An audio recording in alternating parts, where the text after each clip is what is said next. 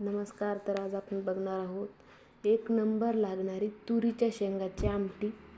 तर त्यासाठी आपण तुरीच्या शेंगा सोलून त्याचे शेंगदाणे काढून घेतलेत.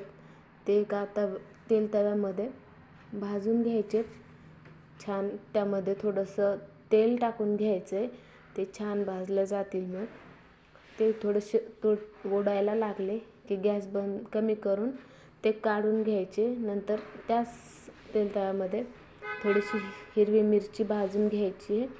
ती भाजल्यानंतर ते भाजलेले शेंगदाणे आणि हिरवी मिरची एका मिक्सर ग्राइंडरमध्ये ग्राइंड करून घ्यायची आहे. त्यामध्ये थोडीशी कोथिंबीर, लसूण आणि चवीपुरतं मीठ घालून त्याचं एक पेस्ट करून घ्यायची आहे. नंतर फोडणी करूयात.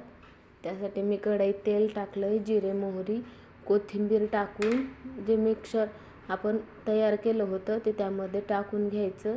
थोडीशी हळद टाकून त्याला छान भाजून घ्यायचं.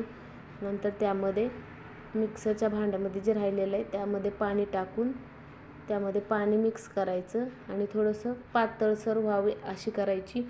खूप भारी लागते. चपातीसोबत, भाकरीसोबत नक्की ट्राय करा.